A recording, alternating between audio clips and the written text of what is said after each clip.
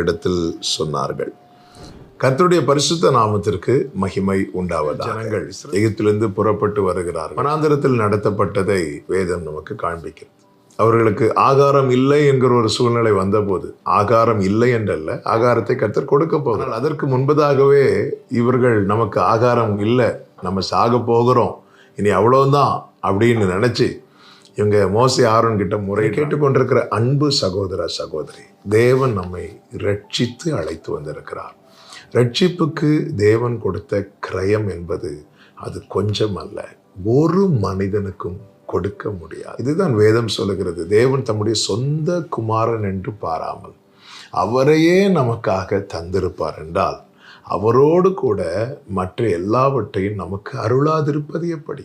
நிச்சயமாய் கர்த்தர் எல்லாவற்றையும் அதனதின் காலத்தில் நேர்த்தியாய் செய்வார். ஒண்ணுமே தரலையா? கர்த்தர் தீபத்தை அணைய விட மாட்டார். கர்த்தர் கிருபையாய் நடத்துகிறவர். இந்த வனாந்திரத்துல பட்டினியாய் இருந்து மரித்து போனார்கள் என்று ஒருவரையும் சொல்ல முடியாது. அதற்கு மாறாக சாப்பிட்டு செத்தவங்க நிறைய இருக்கிறாங்க. காடையை விரும்பி அதிகமாய் சாப்பிட்டு மரித்தவர்கள் இருக்கிறார்களே தவிர சாப்பிடாம மரித்தவர்கள் ஒருவரும் இல்லை. காரணம், அழைத்தவர் உண்மை. நாளில் என்னை கேட்கிற ஒவ்வொருவருக்கும் சொல்லுகிற செய்தி இதுதான். எதிர்பார்த்த ஒரு காரியம் நடக்கவில்லை, வாய்க்கவில்லை என்றதும் சாவை ஒருபோதும் விரும்பாது.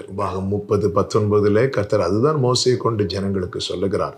இதோ மரணத்தையும் ஜீவனையும் உனக்கு முன்பாக வைத்திருக்கிறேன். நீ ஜீவனை தெரிந்து கொண்டு நீயும் சந்ததியும் என்றென்றைக்கும் பிழைக்கும்படிக்கு ஜீவனை தெரிந்து கொள் என்று வேதம் சொல்லுகிறது. பிரியமான கர்த்தருடைய பிள்ளைகளே, பல நேரத்தில் நாம் எதிர்பார்த்த காரியம் நடக்காமல் போகும்போது சாவை விரும்புகிறோம். எதற்கு இப்படி ஒரு வாழ்க்கை? இப்படி வாழ்வதற்கு சாகிறதே பெட்டர் அப்படின்னு நமக்கு தோணும். இல்லை, அப்படிப்பட்ட எண்ணமே வரக்கூடாது. நம்மை அழைத்தவர் உண்மை உள்ளவர். நம்முடைய ஓட்டம் ஜெயத்தோடு முடிந்தால் மட்டுமே அந்த நாடை நாம் சுதந்தரிக்க முடியும்.